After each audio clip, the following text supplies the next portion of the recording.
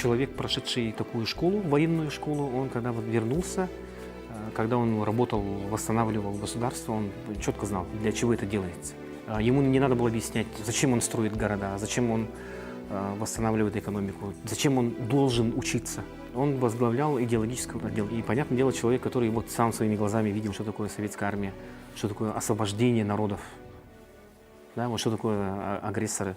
Естественно, этот человек, он это знал не на словах с учебников, да, вот, а на деле.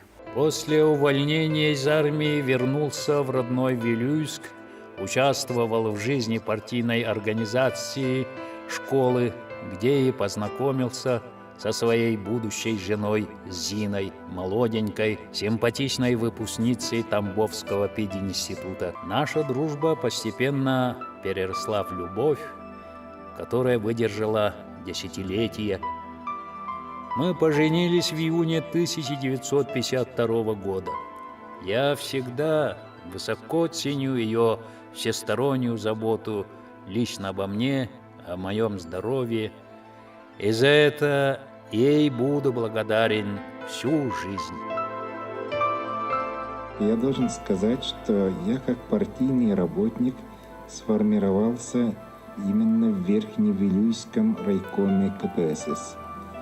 Научился многому у коммунистов района, у районного актива. Еще раз убедился, что жизнь является самой лучшей школой.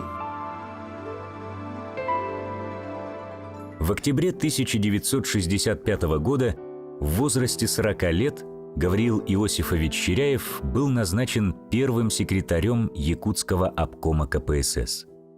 В своих автобиографических записях он подчеркивает: Работать первым секретарем обкома – это тяжелая ноша, огромная ответственность.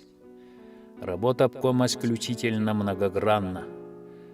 Практически нет ни одного вопроса общественной жизни, в который бы не вникал обком.